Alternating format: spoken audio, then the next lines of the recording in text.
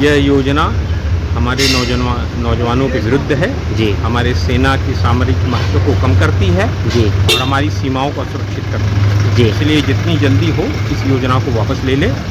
इसीलिए भारतीय किसान यूनियन असली एवं संयुक्त किसान मोर्चा के कुछ घटक संगठन जी 20 तारीख को जिला मुख्यालयों पर प्रदर्शन करेंगे शांतिपूर्ण तरीके से और राष्ट्रपति को ज्ञापन देंगे कि इस योजना को वापस लिया जाए, पूर्ववर्ती योजना को चलाया जाए। पर मीडिया तो इस योजना को ये दिखा रही है कि इस 4 साल में अब मतलब नौकरियां अब ज़्यादातर निकाली जा रही हैं। क्या देखो, ये मीडिया तो किसान आंदोलन के दौरान भी कृषि कानूनों को सही बता रही थी जी। और हम बता रहे थे कृषि कानूनों में गलती है। जी वह तो गोदी मीडिया है, उसके कॉर्पोरेट्स उसके मालिक, तो वो तो वही काम करेगी जिससे उनको फ़ायदा होगा। और इस योजना से फ़ायदा किसको हो रहा है? इस योजना से जो किसानों के बच्चे, जो मजदूरों के बच्चे, जो सेना में भर्ती होने का सपना देख रहे हैं, उनको 4 वर्ष के लिए आप भर्ती करेंगे, 75% लोगों को निकाल देंगे, वापस सेवा मुक्त कर देंगे।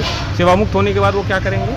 वो ओपन मार्केट में आ जाएंगे, मंडी में आ जाएंगे और इन्हीं कॉर्पोरेट के यहाँ एन के एन प्रकरण कम दामों में नौकरी करेंगे। उनको तो फ़ायदा होगा, उनको तो ट्रेंड आदमी मिल रहा है ना कम पैसों में अपनी सुरक्षा के लिए, क्योंकि सरकारी संपत्तियों को नरेंद्र मोदी जी ने अपने दोस्तों को बेच दिया है और उसकी सुरक्षा हेतु वह चाहते हैं कि अब उनको आदमी चाहिए, ट्रेंड लो तो ट्रेंड आर्मी उनको ट्रेंड करेगी और ट्रेनिंग इंस्टीट्यूट की तरह आर्मी हो जाएगी। जी जगह जगह पर कहीं बात तो करें बिहार की, कहीं ट्रेनें जलाई जा रही हैं, कहीं गाड़ियाँ जलाई जा रही हैं, इसके बारे में क्या कहेंगे? देखिए, सरकारी संपत्ति का नुकसान नहीं करना चाहिए। सरकारी संपत्ति हमारी है, वो किसी दूसरे की नहीं है। ये हमारे और आपके पैसे से बनी हुई, हमारे पैसों से बनी हुई, ये हमारी संपत्ति है, राष्ट्र की संपत्ति, उसका नुकसान नहीं करना चाहिए। अपनी बात को शांतिपूर्ण तरीके से कहें, गांधीवादी तरीके से कहें, जैसे किसान आंदोलन ने 1.5 वर्ष में गांधीवादी तरीके से। तो जैसे सरकार ने बोला था कि आत्मनिर्भर भारत बनाएंगे और लोगों को रोजगार देंगे, तो इससे तो लग रहा है कि ये जो योजना आई है इससे रोजगार मिल रहा है। इस योजना से रोजगार मिलेगा नहीं, उल्टा बेरोजगारी का आलम बढ़ेगा। वो कैसे? जब 75% नौजवानों को मार्केट में भेज दोगे तो फिर बेरोजगार हो जाएंगे 4 वर्ष बाद। तो उसके बाद भी तो कुछ प्रावधान होगा। क्या प्रावधान है? आप बताइए, क्या प्रावधान है इनके पास है? जी क्या योजना है? ये कह रहे हैं कि हम पुलिस में भर्ती लेंगे। दिल्ली, उत्तर प्रदेश में पुलिस में भर्ती कितने वर्षों से रुकी हुई है? आप बताइए, आपको जो जानकारी हो।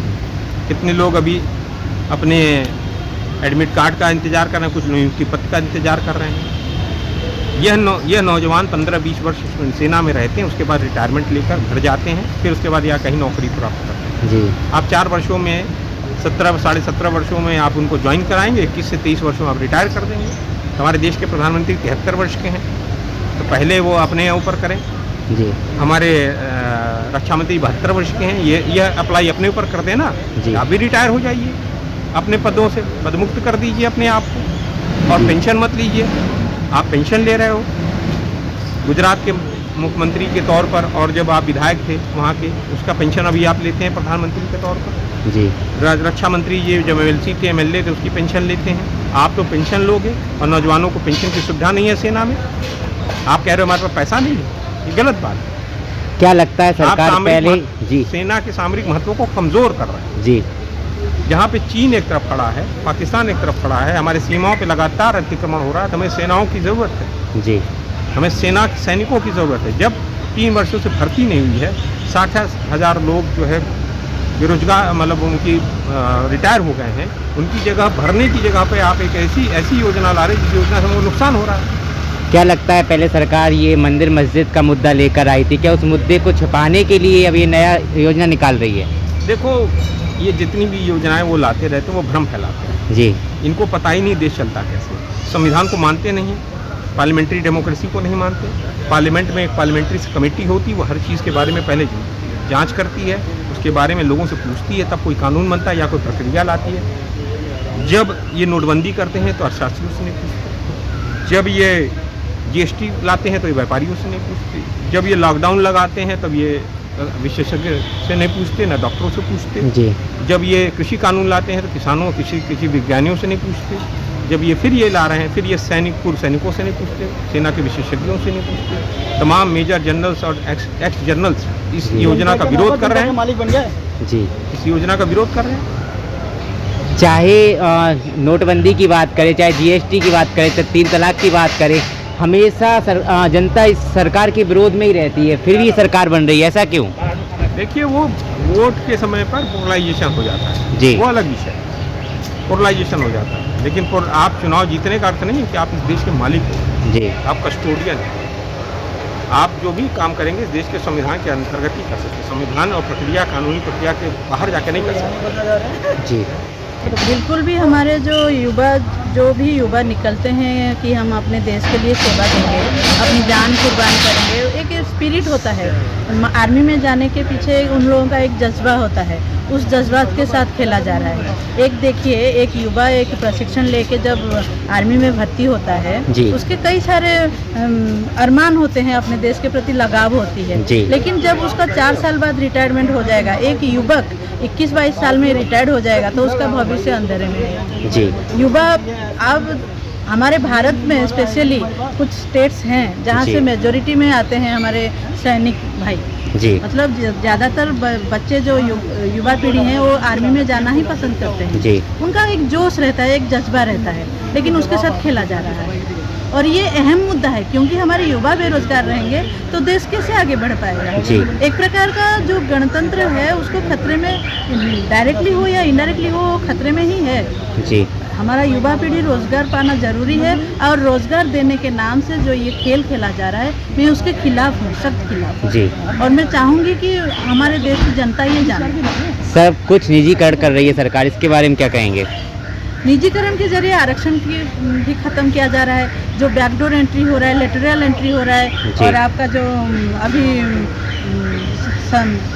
सुप्रीम कोर्ट में जो डायरेक्ट जो मतलब ऊपर से जो आ रहे हैं, हाँ, उनका orders। जो प्रतिनिधित्व, हाँ, प्रतिनिधित्व। उनका जो बारिश, हाँ, हाँ। ये भी हमारे गणतंत्र की हत्या ही है। जी। क्योंकि पहले एक प्रोसीजर था, प्रत्येक प्रोसीजर से हम लोग ये सब सर्विस में आते हैं, जी। लेकिन अभी ये है ही नहीं। जी। एक प्रकार का आप देखिए, जो हम लोग एक आज़ादी के साथ, जो एक हक अधिकार के साथ हमारे देश में हम जी रहे हैं, उसे धीरे धीरे खत्म कर दिया जा रहा है। गणतंत्र खत्म मतलब हम भी खत्म। जब तक लोकतंत्र सुरक्षित है, जब तक सारे जो सिस्टम सुरक्षित है, तो हम सुरक्षित हैं। जी अगर ये खत्म हो जाएगा, और धीरे आप देखिए किस तरह से हमें भटकाया जा रहा है। जी। एक तरफ कहीं कहीं खुदाई करके दूसरा मुद्दा हमारे सामने रख दिया जा रहा जी। है, और आज का युवा को बोल रहा है कि हमारा धर्म खतरे में है, आपका हिंदू धर्म खतरे में है, आप बचाओ। क्या बचाओ? वो अपना भविष्य के बारे में जो पढ़ाई करके निकला होगा घर से कि हम ये हमारा भविष्य है, आगे हम हमारे देश के प्रति कुछ सेवा देंगे, या फिर कोई भी रोजगार की सिस्टम में वो भर्ती होंगे। अब ये हिंदू मुस्लिम की लड़ाई में उसे धकेल रहे जी। हैं। एक तरह से आप पूरा देख लीजिए, हम सभी खतरे में। महिलाओं की सुरक्षा की बात तो करिए ही मत, क्योंकि हमारे सामने एक उदाहरण भी आ चुका है हाल ही में। जी। अनीता वाल्मीकि के साथ क्या हुआ? उसके साथ वो जो उसका मर्डर होने के बाद उसका लाश तक उनके घर वालों को नहीं दी गई। इसी में भी गणतंत्र की हत्या है। जी। अगर किसी के बच्चे का लाश वो घर वाले देख नहीं पाते हैं, तो ये एक डरावना माहौल हो चुका है, अपने मनमानी हो रही है, तो उसे गणतंत्र बोल ही नहीं सकते, उसे लोकतंत्र बोल ही नहीं सकते। वो एक प्रकार का जो राजतंत्र हो रहा है अब, जी तो उसे खत्म करने की जरूरत है। जी। हमारे युवा को समझने की जरूरत है कि गणतंत्र को किस तरह से बचाया जाए, संविधान को किस तरह से बचाया जी। जाए, संविधान को इम्प्लीमेंट करने की जरूरत है। जी अब तो बुलडोजर भी जोरों शोरों से चल रहा है। जी, ये चलेगा ही, क्योंकि आप देखिए, अगर हमारे सामने जो प्रॉब्लम्स आ रहे हैं और उसके खिलाफ हम आवाज़ ही नहीं उठा रहे हैं, तो उनका मनमर्जी हो रहा है। जी हम जानबूझ के भी आंखें बंद करके सारा जनता चुपचाप खड़ा है। जी क्या लगता है, जैसे बिहार में ट्रेनें जलाई जा रही हैं, गाड़ियाँ जलाई जा रही हैं, क्या ये सही है? नहीं, बिल्कुल नहीं। मैं इसके सपक्ष में बिल्कुल भी नहीं हूँ जी। कि सरकारी संपत्ति जलाया जाए या फिर कोई भी सरकारी संपत्ति का नुकसान हो, जी। लेकिन ये एक आक्रोश है। अगर आप किसी के भविष्य के साथ खेलते हो, तो कुछ नेगेटिव जो आक्रोश हुआ है, मैं उसके साथ नहीं खड़ी हूँ, लेकिन ये मतलब आप सोच भी नहीं, उसका भावनाओं को समझिए कि एक तरह का किसी का भविष्य को बर्बाद कर देने का, सपनों को बर्बाद कर देने का जो जुर्म वो लोग कर रहे हैं, उसका कुछ तो रिएक्शन होगा। लेकिन मैं इसका सपक्ष में नहीं हूँ। सरकारी संपत्ति को नष्ट नहीं करना चाहिए, लेकिन युवा जो है वो अपना भविष्य के बारे में पहले ही सोचे। जी, जैसा कॉन्स्टिट्यूशन में भी दिया गया है, सबको बोलने का अधिकार है, लेकिन आज लोगों को प्रदर्शन करने से रोका जा रहा है, जी। लोगों को बोलने से रोका जा रहा है। अगर कुछ कोई बोलता है तो उसे जेल में डाल दिया जा रहा है। इस पर क्या कहना चाहेंगे? जी बिल्कुल, हमारा संवैधानिक अधिकार है कि हम अपना बात रखें, जी, कोई भी बात रखें, चाहे हमें कुछ पसंद हो या ना हो, कोई जी। कुछ हमारे साथ अत्याचार हो रहा है, नहीं हो रहा है, हम कैसे रह रहे हैं, कैसे नहीं रह रहे हैं, ये सब बोलने का अधिकार हमारे पास है। जी। वो संविधान के द्वारा ही हमें दिया गया है। तो कहीं ना कहीं संविधान भी खतरे में है। जी बिल्कुल, संविधान का जो इम्प्लीमेंटेशन अगर वो पूरे तरीके से नहीं होगा तो गणतंत्र डायरेक्टली खतरे में है।